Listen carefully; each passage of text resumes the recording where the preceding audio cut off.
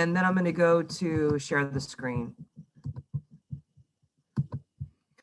Okay, so I'm looking at the module right now for today. And what we're going to do is we'll first talk about the final exam. We're going to look at, each module has an overview. So we'll look over where those are. I want to find out if you have any questions on the centroid and center of mass of gravity. So we'll go over that. And then I want to end by getting some suggestions for you on future statics courses that are taught in a virtual environment like this. And then also in this module, it says to prepare for the final exam. I want to make sure that you go back and watch those 5 or 6 videos that were in preparation for the online quizzes. And I'll show you where those are. And then you should definitely do extra problems. And you could look at efficient solutions, because as you notice now, a lot of these multiple choice questions, you don't have time to do the complete setup as you would as an engineer in doing design, but instead you're looking for the most efficient way to solve a problem. For instance, if they want to have the reaction at B, you do the sum of the moments about A. Then I just did a Google search for engineering and training or fundamentals of engineering statics problems, and I found something. So I think that I'll just show you what I found. I did a search for statics, fundamental engineering exam practice problems. Actually, I even spelled practice wrong. And there are some videos here, but then I found something that said a sample question book, which really wasn't that helpful. But then I found a statics review and I downloaded it. It was a PDF and I posted it on our site. But you could continue looking for that. Here, download a sample of exams, statics, FE exams. So there's other ways to find some practice exams too, practice problems. I'm going to go back to the course module. Okay, so we're going to talk about the final, just do an overview of the whole course, go over centroids and center of mass homework if you want, get some suggestions from you, and then we'll look at some problems. And then what we need to do is decide what you want to do in tomorrow's class. And I'm thinking maybe you want to do more practice problems in class tomorrow. So I could find, and Rob could find, other sites that have statics practice problems. And you could just go through and get into breakout groups and go through a bunch of multiple choice statics problems. So let me stop sharing first and see what your faces are telling me. What do you want to do tomorrow? Practice problems. Yeah, practice problems sounds good. Yeah. Especially, yeah, just kind of efficient ways. I don't know. For me, the practice problems that we did, like the quiz, right, was kind of like number 19 was one of them that I was like, man, like I got it, but there was a much faster way, I'm sure. Okay. So and you saw that I posted my solutions now, right? You saw that, everyone? I will check it out now.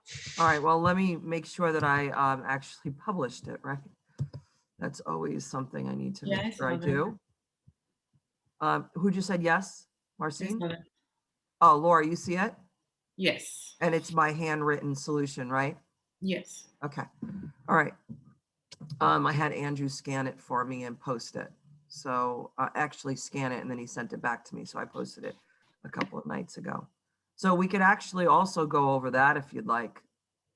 So, so is everybody thumbs up for Friday, tomorrow's lab class, spend 2 hours doing multiple choice statics problems?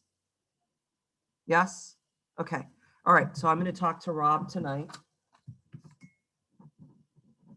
And I'll start posting some. All right. So now, Isaac, you had asked about the final.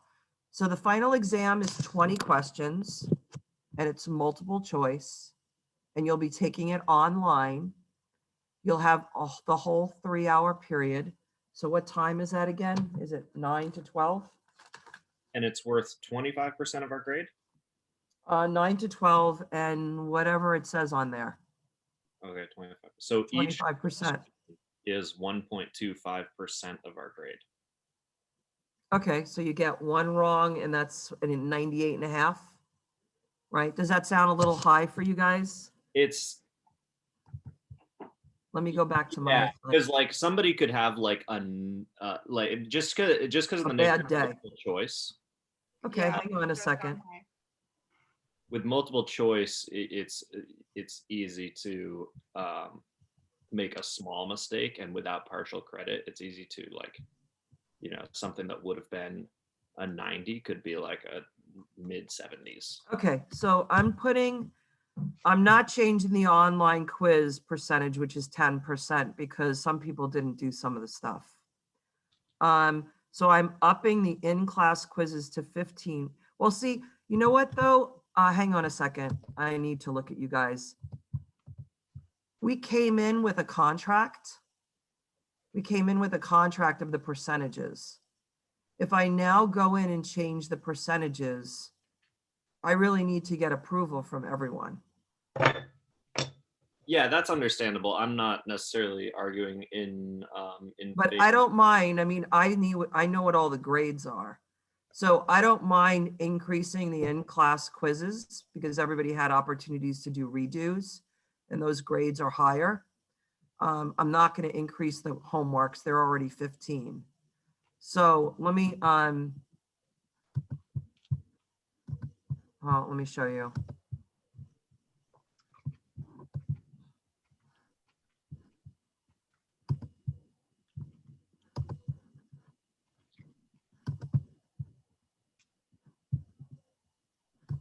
So the homeworks are worth 15%. Could you see this?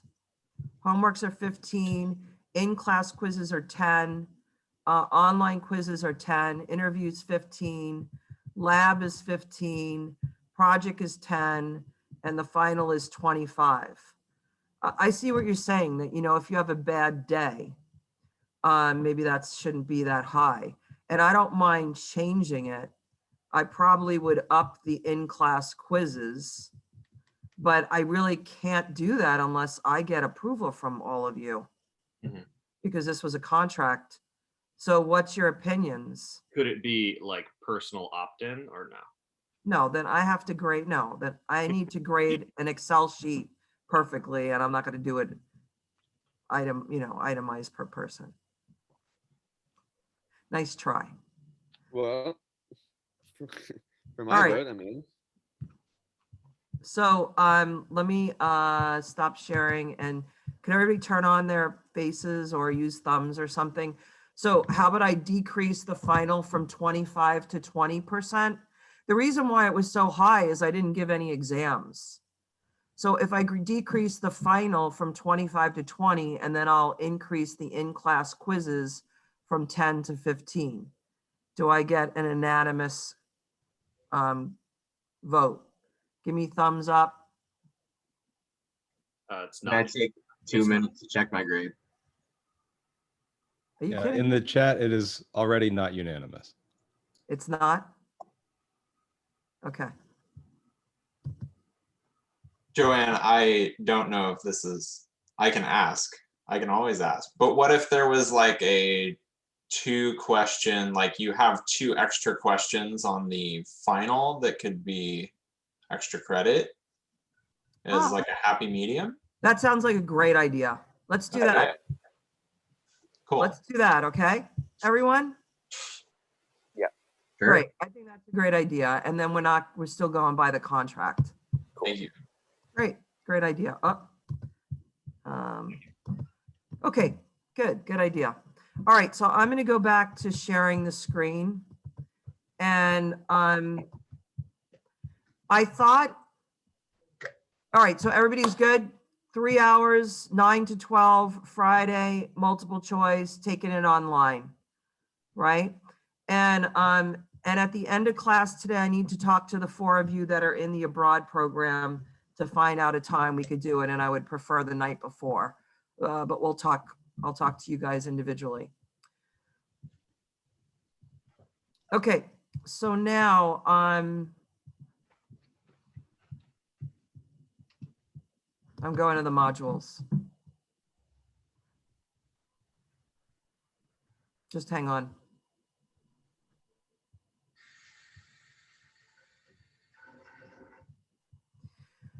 All right, just look, you see this? It says to prepare the final exam. There were about 6 videos and they were embedded in the modules. And I felt like it would be hard for you to find them. So what I did is when you go to the student screen, you now have access to the thing called assignments. Before you did not. And it would be nice if one of you checked.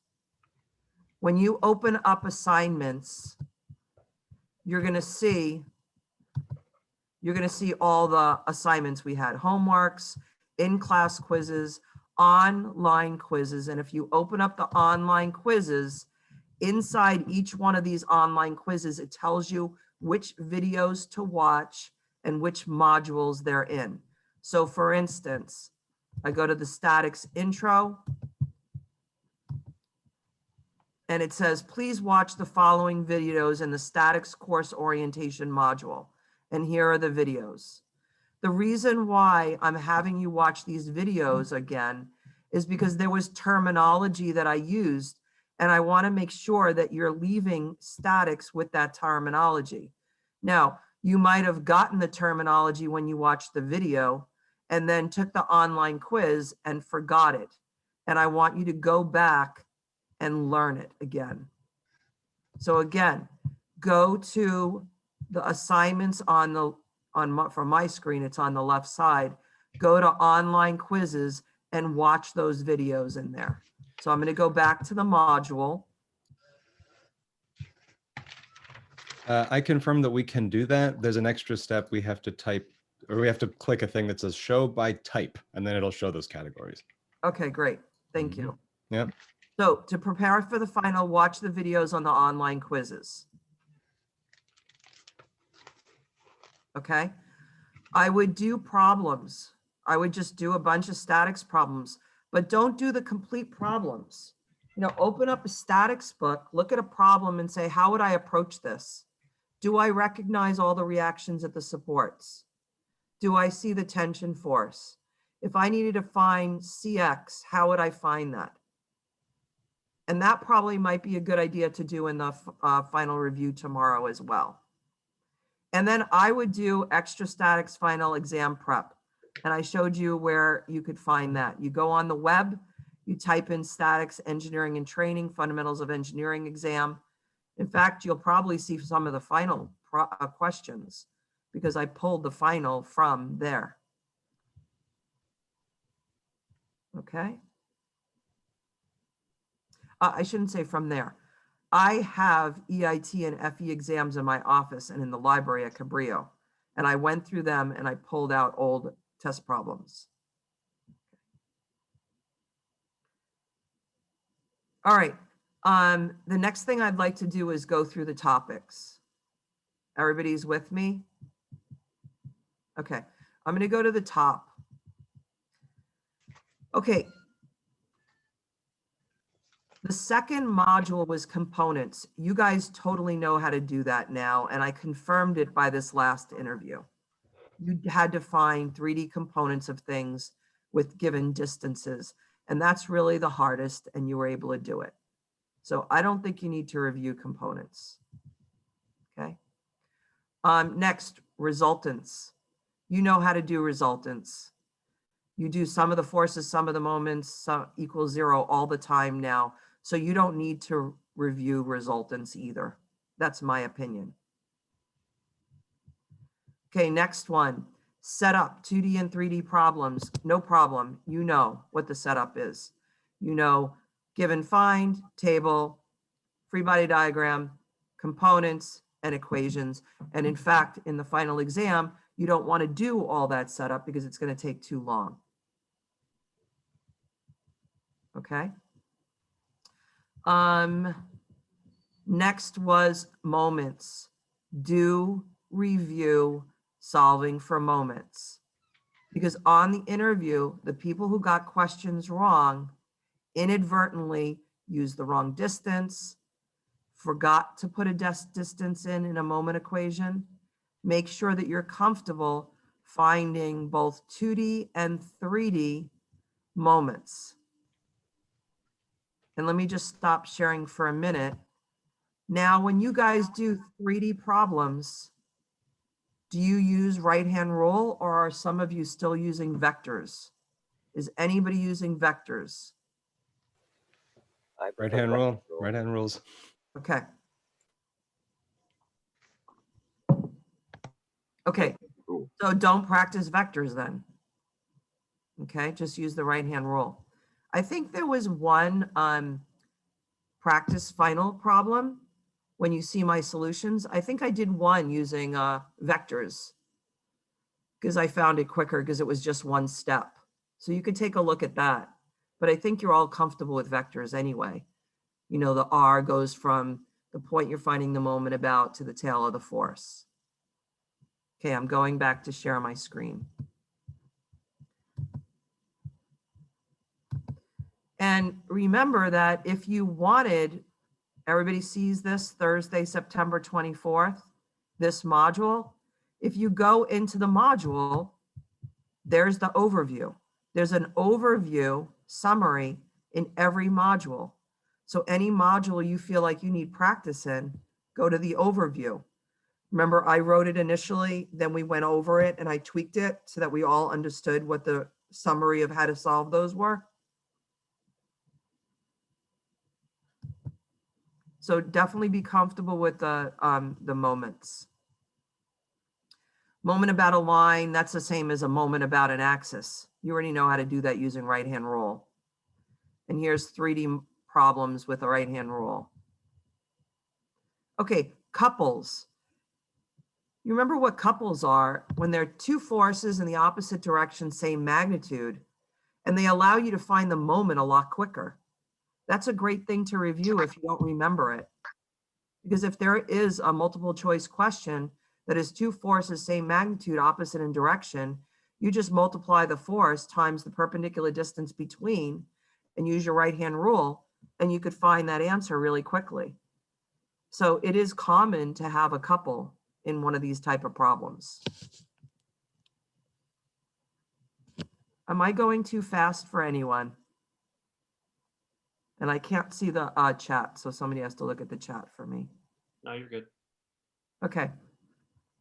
Next topic we did was equivalent systems. Do you remember equivalent systems? It was when we had a bracket or a beam or something, and it had a whole bunch of forces on it, and we reduced it to one force and a moment at a point, or one force at a distance. That's certainly a great, a great thing to know about to simplify problems. And it may be helpful on a multiple choice question. I don't think I used it in any of the ones I solved. But again, there's an overview for that one.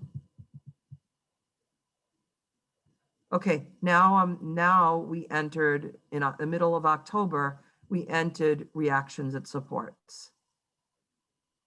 Okay, and remember, reactions are at supports. A support or a connection is something that connects things together. So you could call it a connection, you could call it a support, but it basically connects things together. And when you pull those two things separate, you have to account for those reactions at the supports. So when the items are together, the reactions at the supports are internal, but when I separate them, the reactions at the supports become external, and I could solve for them. Make sure you're comfortable with all of those, okay? All the color, have it on a cheat sheet. If we didn't look back at the syllabus since the beginning of the semester, but the syllabus, let's actually look at it. The syllabus, I believe, says an 8x11 sheet. Let's see. One-sided. Can you still see what I'm seeing? The syllabus? Well, it's blank. It looks blank right now. It's still must be coming up. There it is. So final exam, a one-sided 8.5 by 11 paper cheat sheet may be brought into the final. Okay. And the biggest advantage of a cheat sheet is that you prepped all the material, you reviewed everything, you determined what was important, and you did a great deal of studying in preparing that cheat sheet. Odds are you might only look at it a couple of times. I mean, certainly in the materials course, it's different because it's all qualitative. You might look at your cheat sheet in the materials a lot, but in statics, you're not kind of, it's all in your head. But, you know, you could put the reactions of the supports on there. You could photocopy that sheet. You know, you could put whatever you want on that sheet. Okay, and that's what you're going to have access to. All right. And one thing, I got a lot of questions on the project as to, well, what is this support? And people were wanting to know, is it a pin? Is it a roller? Is it a collar? Is it this? Is it this? Is it, you know what? You don't necessarily need to define what the connection is. You just need to know, how are these two things connected? And can they move this way? Can they move this way? Can they move this way? Can they rotate this way? Can they rotate this way? Can they rotate this way? You know that there's 6 degrees of freedom. I only said that once, I think in an office hour once. Degrees of freedom are motions that are allowed. There are a maximum of 3 degrees of freedom for a 2D problem, and there's a maximum of 6 degrees of freedom for a 3D problem. It doesn't really matter what the name is of the connection and whether you identified the connection to one of the ones in our textbook, but in the real world, you just figure out whether it could resist it or not. If it could resist it, it is a reaction and a support. Now, on your statics final, they're all going to use textbook ones, right? So you do need to recognize it. Is it a pin? Is it a roller? Is it a fixed support? Typically, these schematics are pretty rough, so they'll tell you it's a collar and a smooth shaft, right? You probably noticed that because they can't quite draw it on the schematic they're doing. Okay, so they usually tell you what it is. So that might be very helpful to have. It might be very helpful to have all those on your cheat sheet. Okay, I'm going to go back to sharing again. As a side note, Joanne, what might be great for next semester and Yeah, future and semesters? can we wait on that and talk about the Yeah, yeah. suggestions later? No Thank worries. you. Okay, so I'm going to close that course overview. And where are we? We are down here. So be sure that you're comfortable identifying the reactions of the supports. Distributed loads, you need to know. But I think you're probably all comfortable with them. The only type of distributed loads you're going to see are triangles and rectangles. And you put a triangle and a rectangle together, it's a trapezoid, but you could separate them. And you know where the center of mass or the center of gravity or the centroid is of a triangle, and you know it of a rectangle. So I think you're comfortable with that. Okay. And then we basically went into 2D and 3D statics problems, solving the problems. Okay, I'm going to stop sharing for a moment.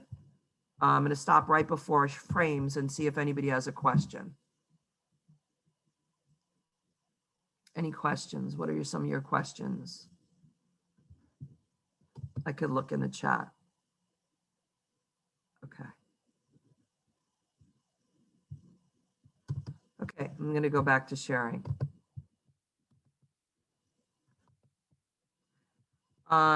So then we went into frames. So we did frames, we had homework on frames, we did quizzes on frames, you did an interview on frames. I think you know frames. The biggest thing, what is the biggest takeaway from frames that solves frames in a more efficient way? What do you want to recognize? Two force members. Two force members. Recognize them.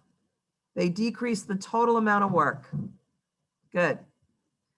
Okay, then we went into friction. And friction, you know what the friction equation is already.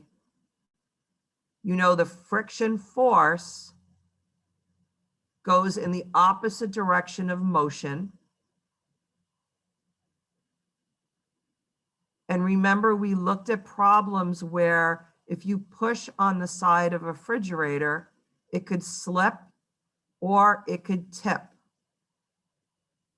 Make sure that you're comfortable with both. If you're high up pushing the refrigerator, tipping will happen first. And I'm sure you've had that experience trying to slide something and it tipped, unfortunately.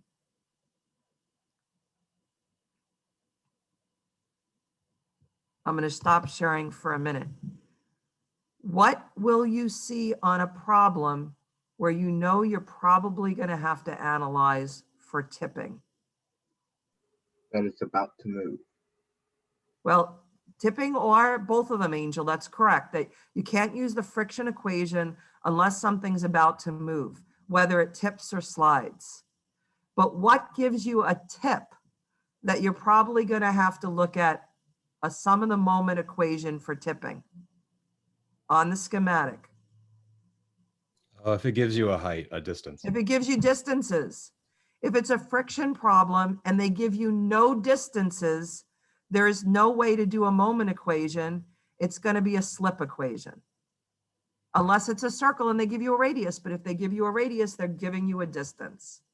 If no distance is given, you could only do force equations, and then we're talking about sliding or slipping, not tipping.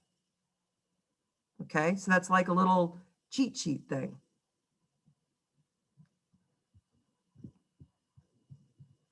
Okay, or a little trick. Okay, let me go back to sharing. Okay, frames, friction, trusses. We did a quiz on trusses. I don't remember the results of those quizzes, the quiz grades. But I probably would look at trusses again. I never did an interview on trusses, so I don't really know how to say I haven't completely assessed you on trusses. So you're going to have to assess yourself. What is a great thing to look for first before you try a truss problem to simplify the problem? You guys? Find the zero force members. Right, Angel. Zero force members. Look for zero force members first. But I would do a couple of truss problems, unless you feel like you got it. And then question?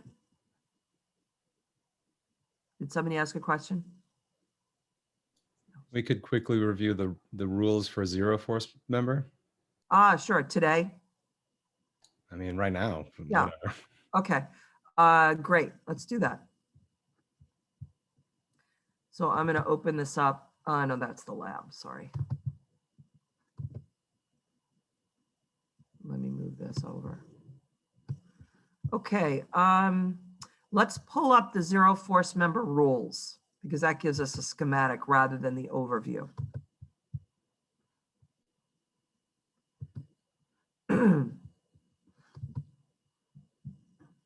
Okay. So remember, in zero force members, what you're looking at is you're looking at a joint. And there are two different rules, rule 1 and 2. Actually, we did it reverse. So let's do it the same way we did it.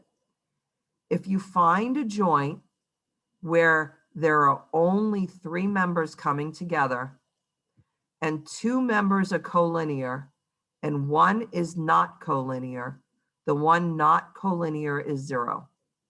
Let me say it again.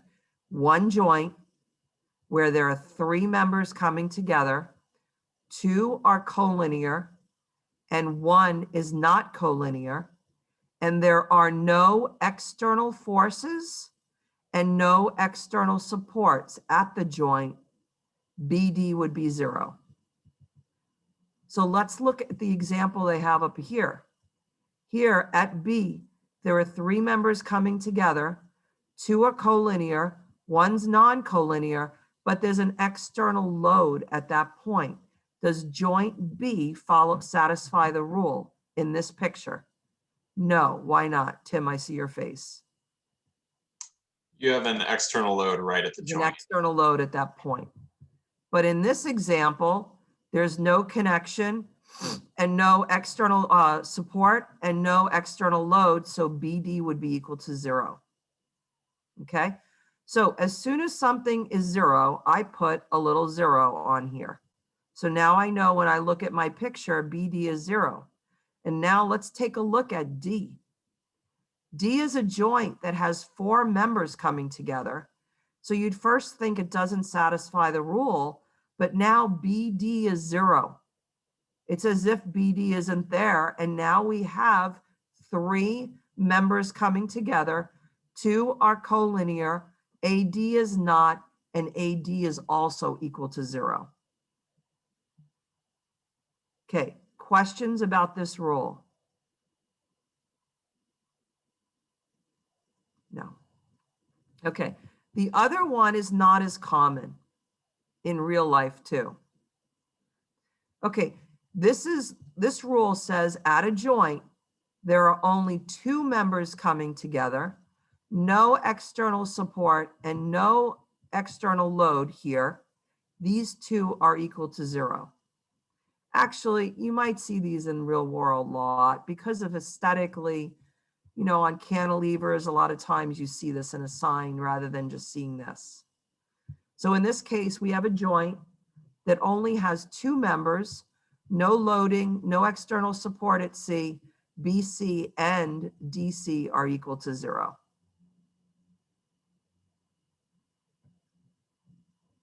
Okay, I'm gonna close this and go back to the module. Everybody okay with that? The other thing that's really important in trusses is that you have to make sure that you're reporting them as tension or compression at the end. Any member you look for, you have to report tension or compression. And I think there were only 2 of you on the quiz that forgot that. So when I do trusses, I always draw the forces of the members away. So I'm drawing them in tension. And if I get a positive, it's tension. If I get a negative, it's a compression. So that's my standard, and that's actually the standard in all the textbooks. You don't have to do it that way, but it might be easier for determining tension or compression. Draw all the member forces away in tension, and then if you get a negative, you know that the member is experiencing compression. Okay, any other question on trusses?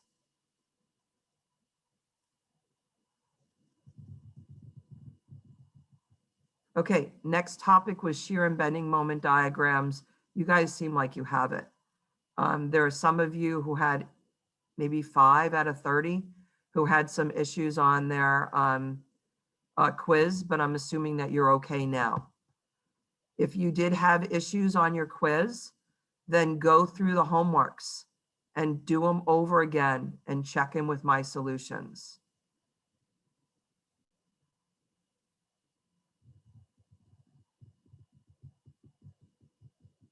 Okay, the last topic that I taught you via a video was centroids and center of mass and gravity.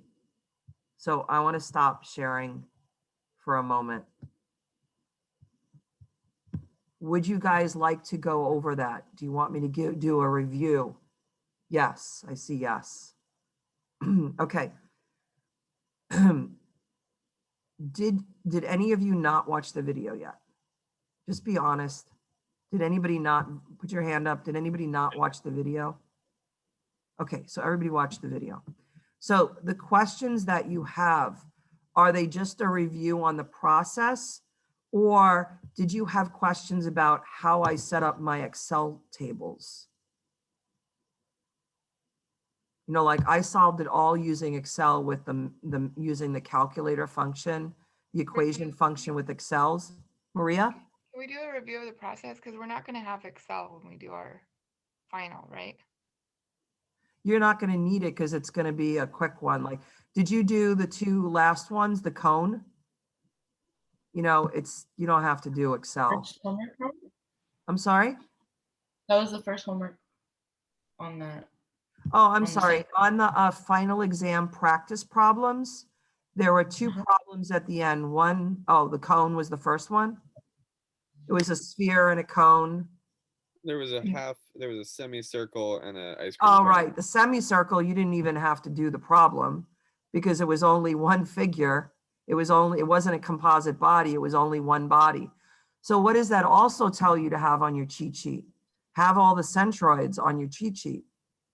Because I don't have the centroid of a semicircle memorized. You know, I do, you know where the centroid of a sphere is in the center. How about the centroid of a triangle? I know in my head. How about a cone? So you need the centroid sheets. Okay. There are two sheets. One is 2-dimensional objects and one was 3-dimensional objects. So I would put that on your cheat sheet. Okay, so let's go over the process for doing those problems. So I'm sharing the screen again. Here it is. Let's look at the overview first.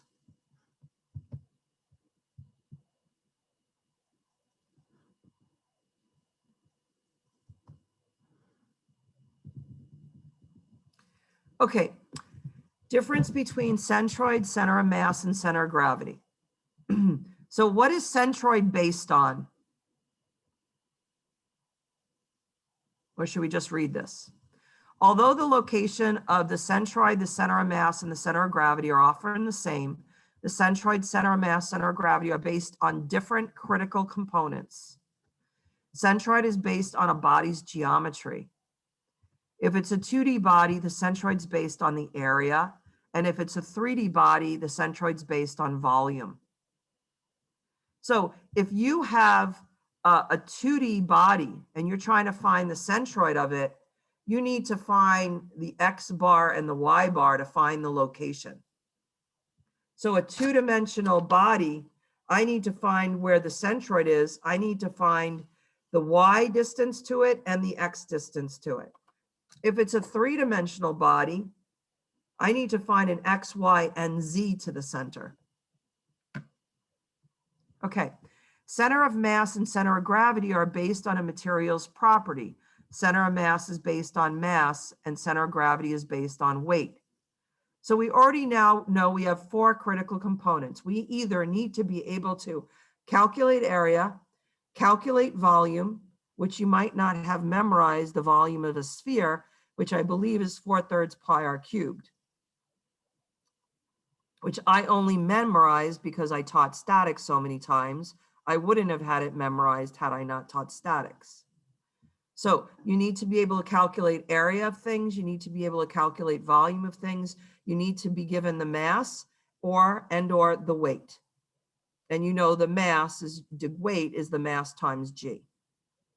Okay, so number 2 then is calculate a composite's body. And I'm just using abbreviations CA, CV, CM, and CG just so that I didn't have to write it over again here.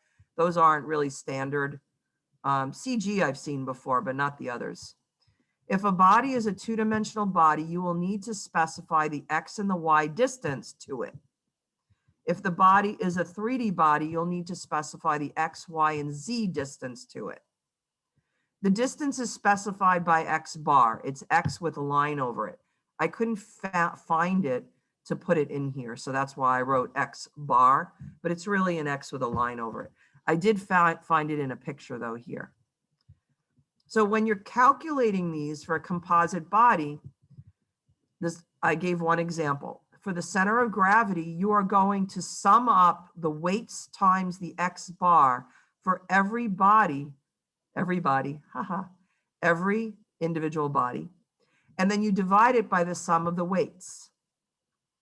So if there are 3 bodies, you're going to take x bar 1 times weight 1 plus x bar 2 times weight 2 plus x bar 3 times weight 3.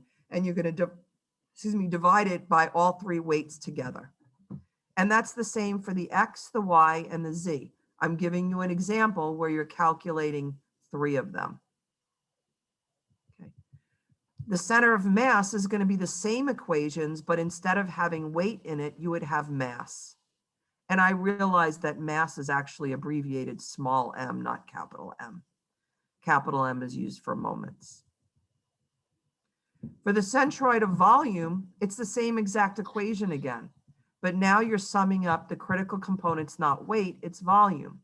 So if you have 3 items, it's a composite body of 3 items, it's x bar 1 times volume 1 plus x bar 2 times volume 2 plus x bar 3 times volume 3 divided by the total volume, volume 1 plus 2 plus 3. And if you wanted to do the centroid of area, instead of putting V in here, you would put A in there. So it's really just one equation. Sum of the x equals, x bar equals the sum of the x bars times whatever the critical component is, divided by the sum of that critical component. And then I find it's most efficient to solve it using Excel, especially in the homework problems, because we had 4 or 5 or 6 bodies making up that part. And those of you who, I'm going to stop sharing for a moment, those of you who took graphics, you know that a part, like I look at this calculator and it's composed of many parts. There's a cover, there's a bunch of buttons, there's the back. Oh, shoot, sorry. There's the back of it. There are components inside. There's probably a little motherboard. There's probably 15 parts, well, plus these, all of these, but there's a whole bunch of parts in here. So this is one, why am I, One product made of many parts. product, thank you. This is one product, it's a calculator, but it has many parts to it. So if we were trying to find the center of volume or the center of mass, in fact, I dropped it, right?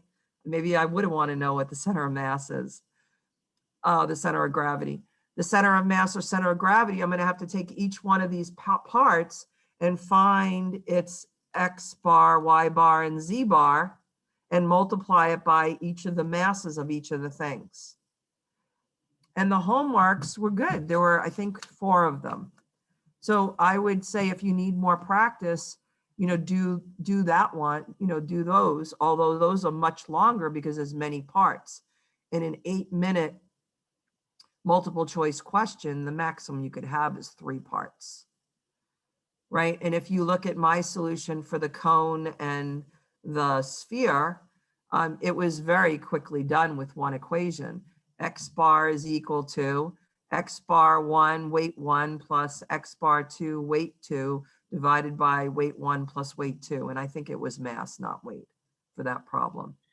So what's the point of putting the bar over it? It doesn't seem to distinguish the utility of the X. It's like you're using that for everything. Yeah, X bar represents in statics, and I don't know if it is in math or in physics, but X bar represents the centroid. It's like M, capital M represents moment, small m represents mass.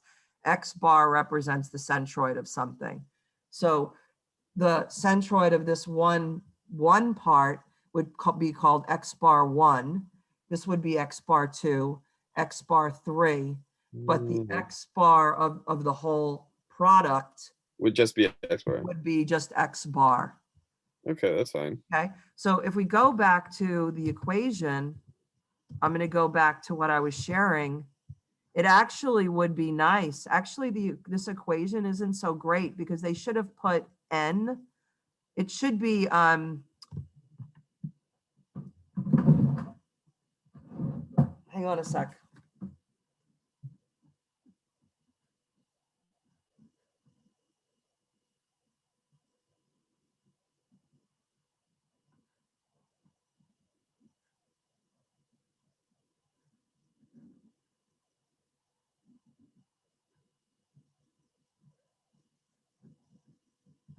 And let me just, could you see that?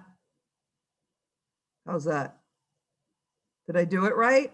You just I don't know. came from math. So I'm Can't see it. X, I'm putting an I as the subscript, and I goes from 1 to N. I think that's the right way of representing it in math. So this would have been a better equation. In fact, I'll look for a better equation and replace it. But you could see in statics and engineering, we don't like to do all that I's and N's, but it certainly would have been clearer. Yeah, that does the trick. Jason, is that helpful? Yep. Okay. Okay. I'm going to stop sharing again. So, was it Maria who wanted me to go over? Centroids, do you want me to do a problem, or what do you want? Or is that good enough for now? What do you want to do? That's good enough for now. Yeah. Anybody else have a question on finding a centroid, center of gravity, center of mass? No? Okay. I think as long as you could do those 4 problems, and you're going to mess them up. I messed them up also. I put that's why I like Excel, because it keeps me all in line with so many pictures. And always remember that when you have a composite body, a product, you have to measure you have to pick your origin, because the centroid of this square here is half the height and half the width, right? But you got to measure that all the way from the bottom. Because if you want to find the X bar and the Y bar from the origin, this guy's centroid is this whole distance from the origin to here and the origin to here, and that can mess you up. That's really the thing that messes people up most. Remember, you're taking all the distances from the same. And if you didn't watch the video, you want to watch the video again, I feel like it was only 20 minutes long or so, 25 minutes. It was shorter than a regular, that's why I picked that topic to do on video. It's not a regular hour and 30-minute lecture. So you could watch it again. Okay, I'm going to go back to sharing the screen. And I'm going to close this. Okay, and let's see. And then that was our last topic. So let me close this module. Let's go down to, oh no, that's the one I want open. Today's the 10th, right? Yeah. Okay. Discuss final, review the overview this. I'll get suggestions from you in a minute. So remember, watch the videos. And I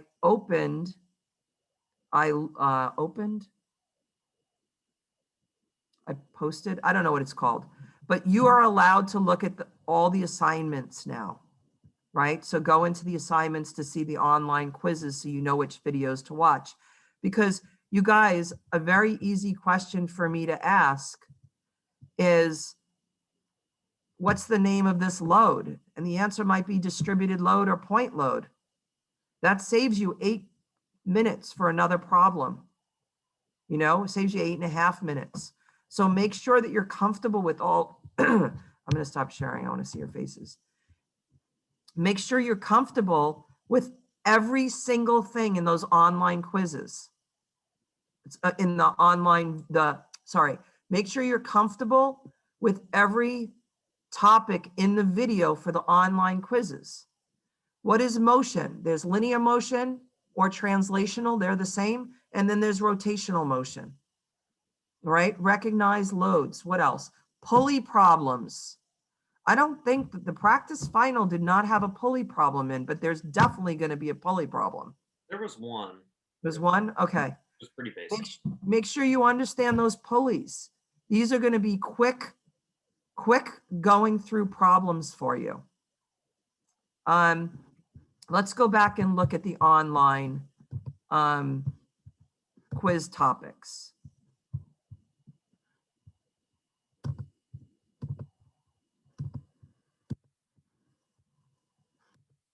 Okay, So there was a static introduction. So let's see.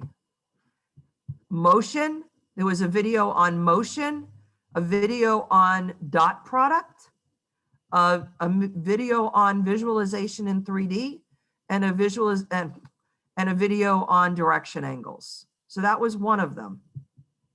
So for one of these quizzes, there were 4 videos. Let's look at another one. Forces. So here was the online quiz on forces and free body diagrams, force terminology, the different types of forces and free body diagrams. So make sure you watch that. Let's see, is there another one? There's another one. And it's probably just a pulley video. Yeah, it's a pulley video. Oh, it says, in addition to reviewing the pulley lesson in lab, please watch the last 17 minutes of this video. And I remember now I taught, I went over in lecture and people had to leave, but some people stayed. And that last 15 minutes was about pulleys. Okay. All right, let's go back.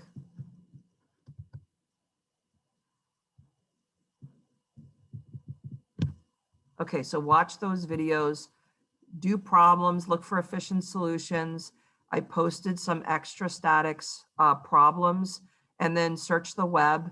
And then I'll speak to Rob about having final exam multiple choice questions.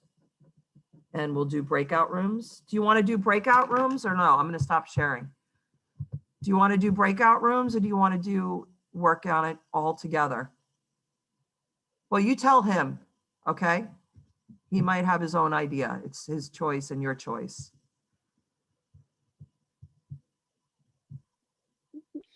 What would you breakout rooms? Okay. All right. So it's 10:30. We have 20 minutes left. So what I would like you to do right now is do the suggestion sheet first. It's going to take you not too long, about 10 minutes maybe. And then I want to come together as a group. So I verbally hear what things you think I should do differently next year. So I'm going to share my screen and you're just going to a Google Doc. Right here, it says suggestions for future courses. Okay, so I'm going to give you 10 minutes or so to do that. There's about 5 questions, but you could write as much as you want. Oh, and I'm not asking for names. It's all anonymous. You know, I don't care what you say. It's whatever you say is helpful for me and helpful for the next students. That's really the most important is right now you're giving back. You're giving back to the next group of statics, just like last year's class gave back to you. Okay, so take 10 minutes to do this now. Are you able to get in? Okay. And I'll be right back.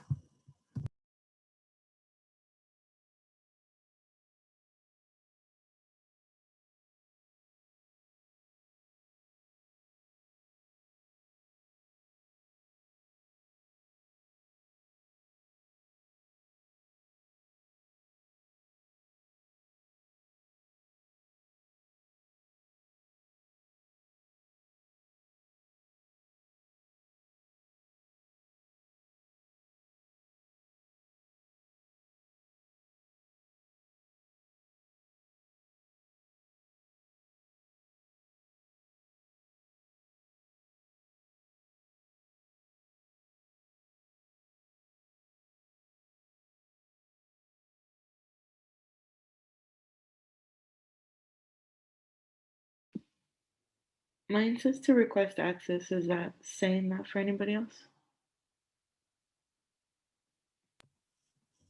Laura, you can't get in? I was able to open it. Yeah, mine's working. Okay. Let me try it again. Mine's saying request access, but let me try it again. Yeah, why don't you refresh it? Refresh your Canvas and try again.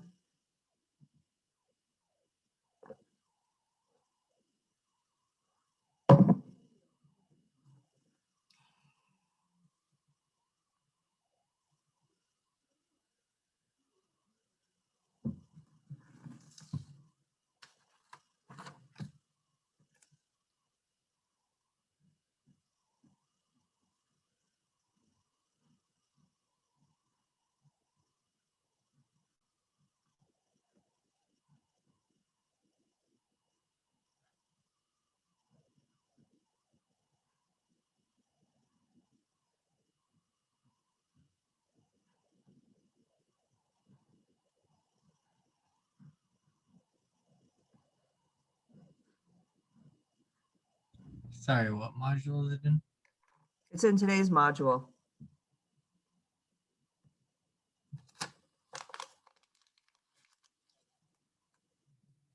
I'll be right back.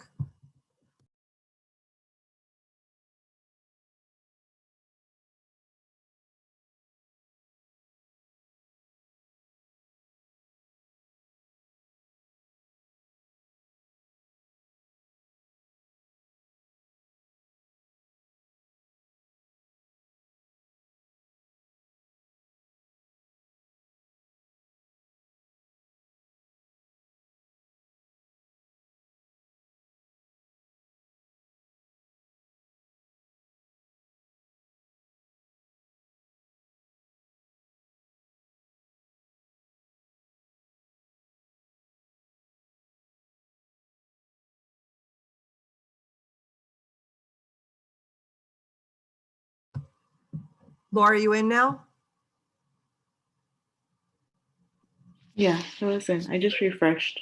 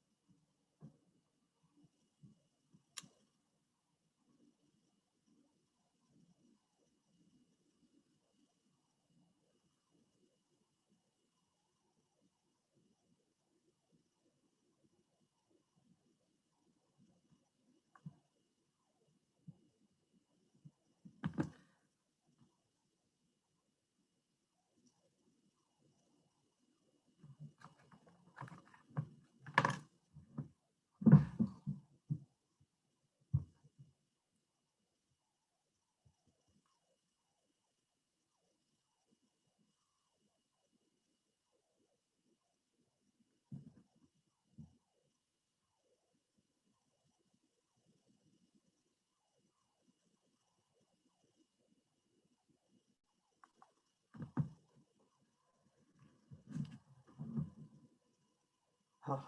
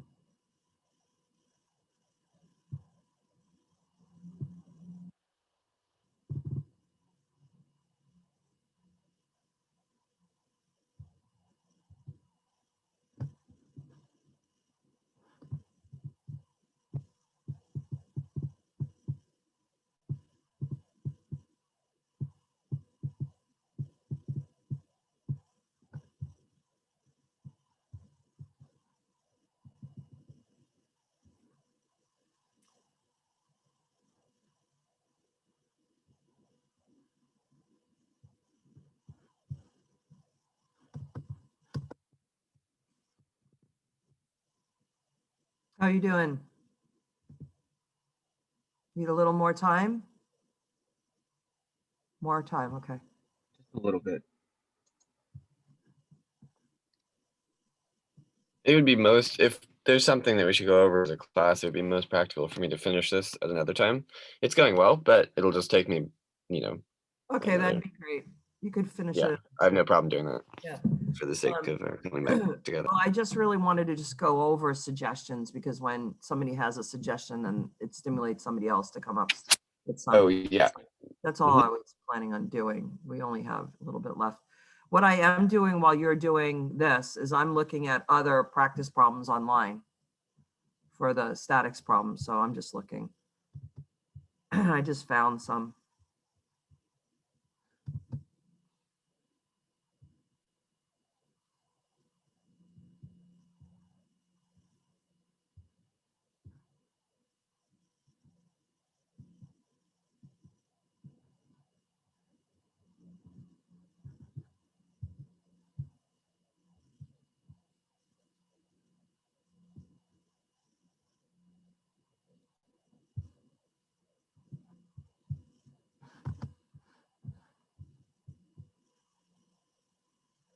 Sample questions.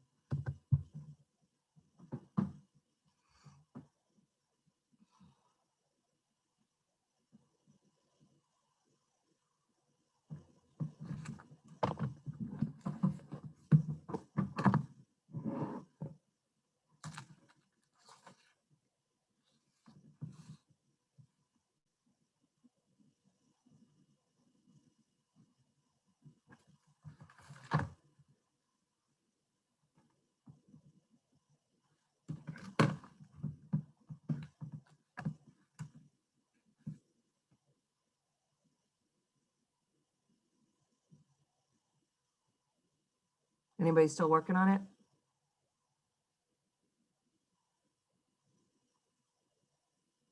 No. Okay, so what are some overarching things to make this class better in a virtual environment? I didn't like the interviews. Okay, okay. So no interviews. Tell me why. But I liked them. you I think they were nervous? positive.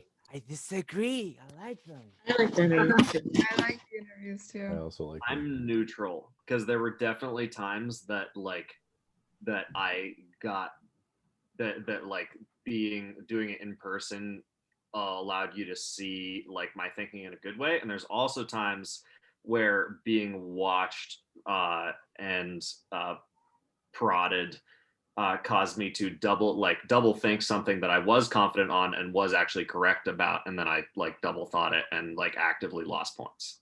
Okay. So yeah, Alright. jury. I just Yeah. don't think that the grading for it allows for a proper assessment of a student's knowledge of the Really? subject. I just don't think so, because I myself am a very I think aloud, and like it's pretty bad if I'm thinking out loud and I'm just like tossing out ideas and all of a sudden I'm getting graded for an idea that was incorrect, you know. Okay, I just don't think it's a fair assessment, and I think it's doubly unfair to people with accommodations who require more time to think on a problem. okay, but you guys did have more time. You had double time. if you had accommodations. Okay, so what I'm hearing is that sometimes you might get nervous or stumped because I'm watching you. And then also the key about thinking out loud, that I might think that that's what your, that's your approach, but I should, okay. All right, this is good. I mean, I've never done interviews before. I'll certainly, if I do it again, I definitely will preface each one. So Angela, would it be good to say that I could allow people to think out loud and just tell me when, because one thing I did is I said, okay, well, you do that section, and then when you're ready, show it to me. Mhm. Right, so I felt like that allowed for thinking, but maybe the voice didn't. Mhm. Um, I think is that your final answer type of thing might be better. okay, okay, is that your fine? Yeah, some game show type dialogue, but Okay, it does kind of feel like a game show, so I think it's only proper. okay. All right, any other comments on the interviews?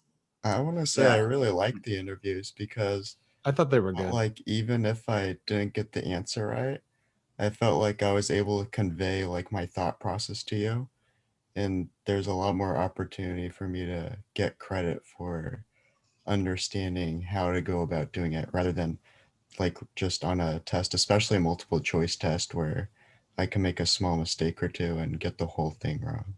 So I really like the interviews. Okay, Yeah, I resonate with that, Vaughn. I agree with there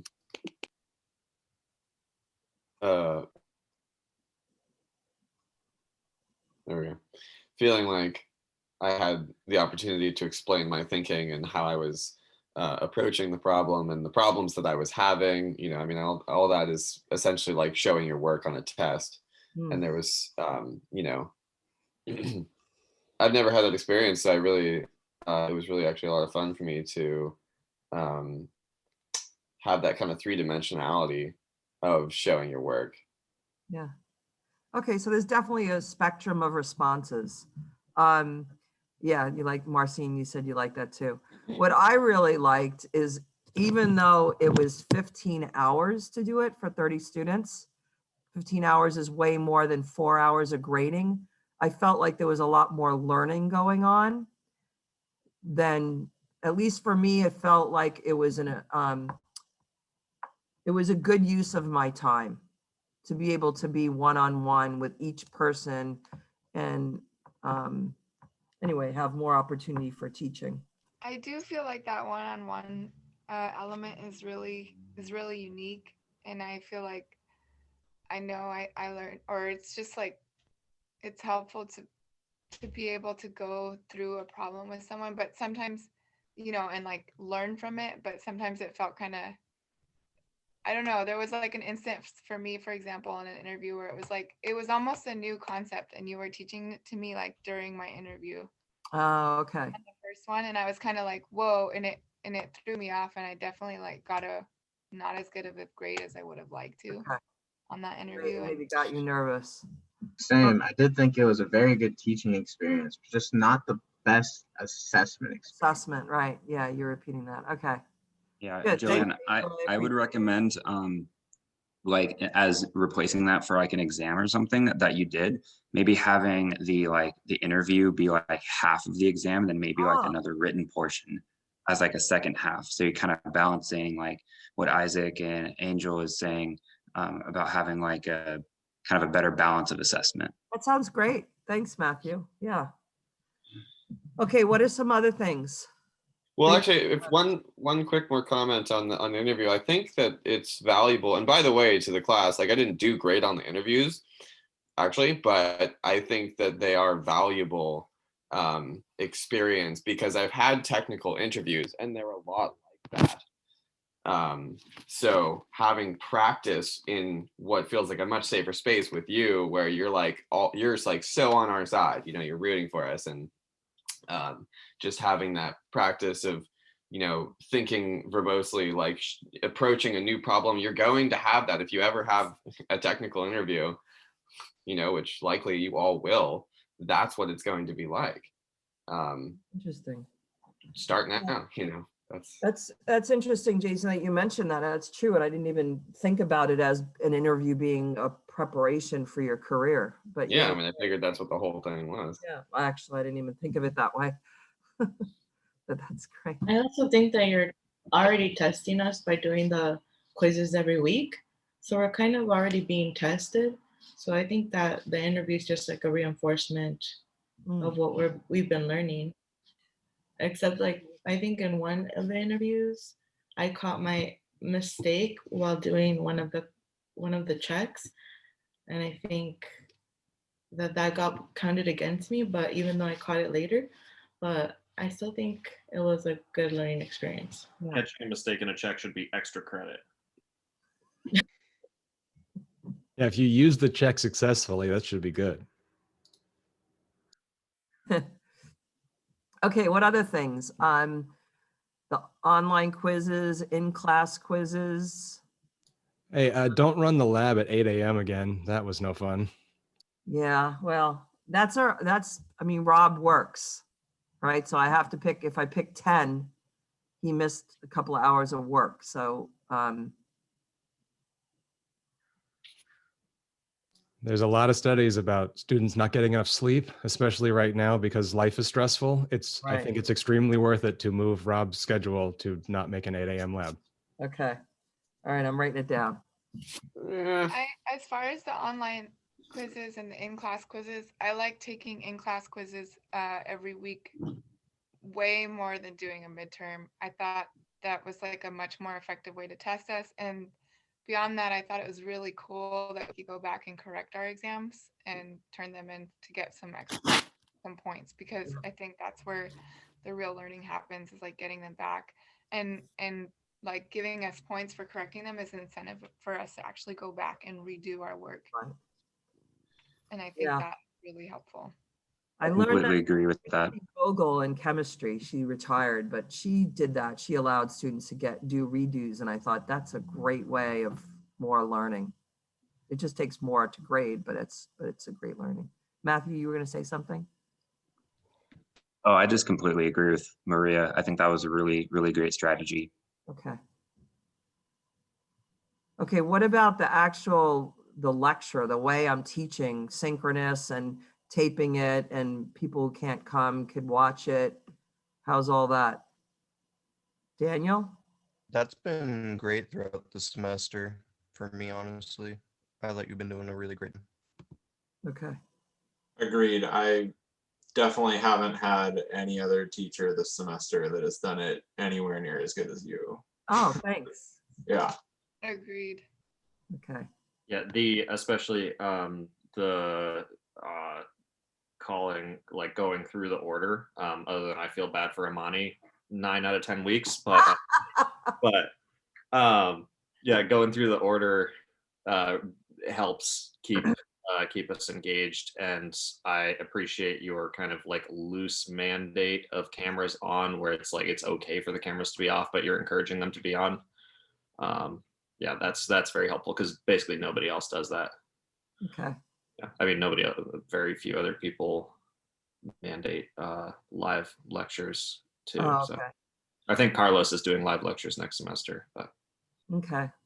But what about, like I only did breakout rooms twice.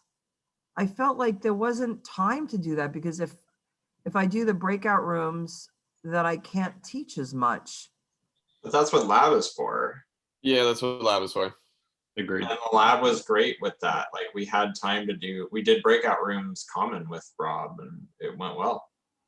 Okay, that's good for me to hear. Thank you. I felt like I wasn't utilizing that. So me just teaching and going over problems and having you guys help me do the problems. It's more efficient. Is fun. Yeah. Yeah. All right, that really makes me feel good.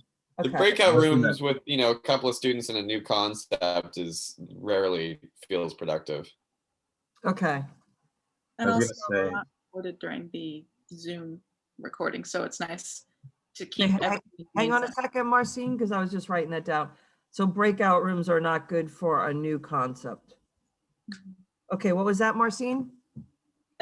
Also for Zoom, when you're teaching, it's better to keep it on the main session because it doesn't record breakout rooms. So if you say some like good information in the breakout rooms, people who weren't able to attend the lecture won't be able to. Oh, okay. So breakout rooms are not taped.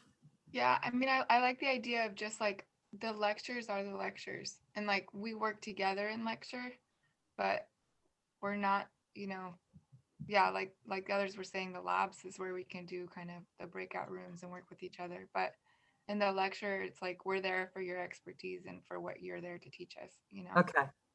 Thank Right, you. and I think That really helps me because I was feeling down a little bit about not doing it. So I'm I glad. think that every time you asked the class whether we wanted to do a breakout room or do the problem together as a class, we chose the latter. Okay. All right. Okay. We talked about grading of final exam. We already came up with an agreement. I'll give you extra questions on this final. But in the future, should I knock the final exam grade, like virtual, for a virtual thing, knock the final exam grade down to like 15 or 20 or? If it's going to be extra credit, I mean, sorry, no, if it's going to be multiple choice, that's the only rate. Like if it was, graded the usual way with partial credit, that's a whole different situation. Yeah, maybe 20%. I see. So if it's a multiple choice test, then decrease the amount. But if it's a regular final, then keep it 25. Seems fair. And 20% seems pretty common just across other classes for what it's worth. It would have been 20 if I had regular exams. Usually it's 20 in statics. Actually, maybe even, I don't have to look it up, but it's never 25%. What Joanne, other on that things? note, on the finals note, or just like another thing I was thinking about for the online quizzes, I think it would have been nice throughout the course to see some of these multiple choice questions that are in the same format that we're going to see on the final. Because I feel like there's a little bit of a gap between like we learned this whole kind of way of doing these problems, and I think it's a very good way. I learned a lot, I feel like, but I think it's not at all like, or it's just very different to go from like this whole class where we've been using this setup and all this stuff, going to like these multiple choice questions that we have to solve in 8 minutes, and we're not using any of that. We're just using the concepts. So I think it'd be helpful to see some of those questions like in an online quiz, maybe like throughout the sections, like just taking questions from those about those certain subjects. And Yeah, great. My intent was to have online quizzes every other week. So I started good, but then I just couldn't do it. But that was my way of having more multiple choice questions. So I certainly will do that next time. So in the end, there'll be 8 online quizzes. So I apologize for not having the time to do those. But yeah, the online quizzes were multiple choice. So that would give, okay, thank you. Yeah. The chat's pretty funny. Oh, Yeah, really? that's a joke, but I think it's pretty accurate. It's like if you're preparing us for It the is. long That's how it form works. question, and then our test is short answer, it feels like a curveball. It feels like a totally Okay. different thinking process. Yeah. Well, what about, we started with the whole setup and everything, right? But when we get to the equations, then we're looking for the most efficient solution. So you're still doing that same thing, looking for the efficient solution. You're just not doing given fine table components, right? But yeah, I see what you're saying. It sounds like a curveball. It's like you're emphasizing what's valuable. So in the beginning, when you're saying this is the most valuable part, the setup, right? And I think you said those words. This is the part that matters, the setup, right? Right. And the test doesn't have that. You said skip it. It's contradictory. Yeah, good I point. mean, it's for the interviews mainly too, because that's where it's really implemented and that's where you're going to want to see it. Well, I mean, if I were to say, what's more important, it's more important. The setup is more important. That's the most important. But I have to I do feel like part of me has to prepare you for this FE exam, which is not really life. Because when you work as an engineer, you're going to be doing all the setup and all that, but I have to prepare you for these multiple choice engineering exams that you're going to be taking at some point. So maybe I have to introduce it like that. so that every other week you're getting introduced to this way of doing multiple choice just in preparation for that exam. That's it. Because otherwise, as an engineer, you're doing the whole setup. I agree. I think it's lame that we have to, do these weird multiple choice tests, but I agree that it would be helpful if you just, like in those online quizzes, use literal questions from the FE exam. Gotcha. Yeah, Joanne, I really liked kind of that little introduction you just gave of like explaining, hey, this is what the final's like. This is why it's like this. Yeah, I should have said the that real before. world is a little different, but this exam, that the fundamentals exam is coming up. But I also really liked how the whole class was actually focused around the steps, because that it was very cumulative. Every week built on itself.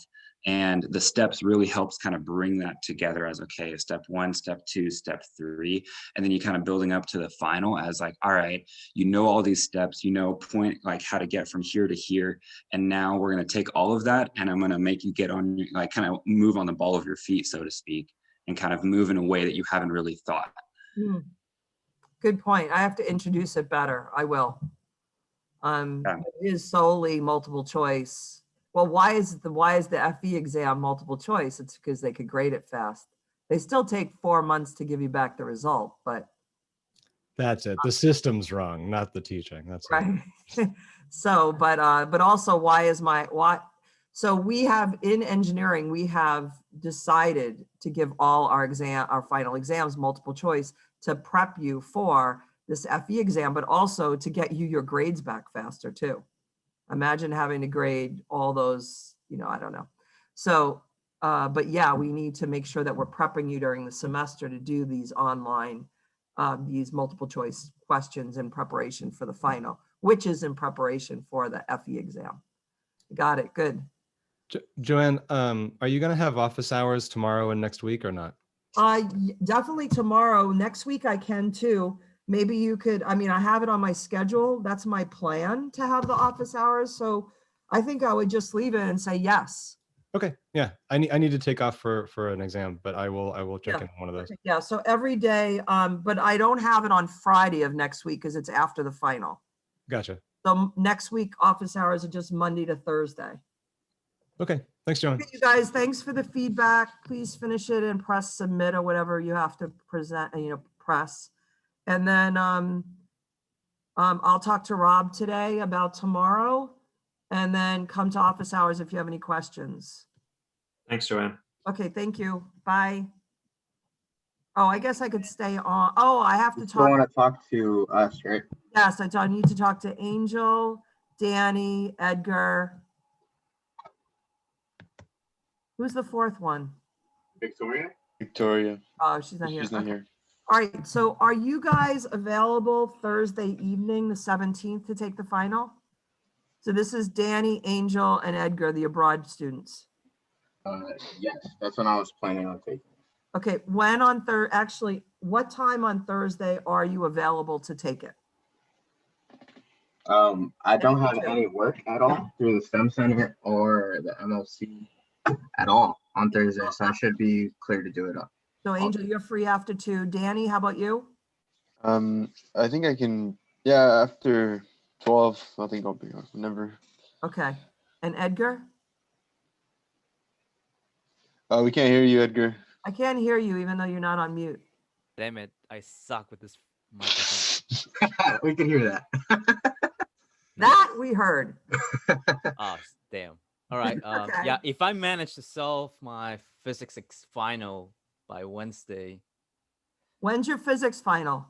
it's an open time. Oh. When we still have lecture on Monday because we didn't finish. Oh, that's Okay, that's physics 4B. D. Oh, D. Yeah, with Carlos. Okay. All right. So do you want to I'll- just pick the evening? We'll do 5 to 8. I don't care, whenever you want. And I know Victoria doesn't work, so I think she's free anytime. You pick a time, pick a 3-hour period after 2 o'clock for me. Anytime. I mean, I don't know, guys. I just don't want to be up at night doing the exam. That's Okay. my body so- doesn't work up at night, so I can. Okay, you want to start- do 2 to 5? I can do it 2 to 5 up night. Danny, Sure, that sounds good. Angel? That's fine with me. Okay, I'll get together with Victoria. All right. Okay. So we're going to meet.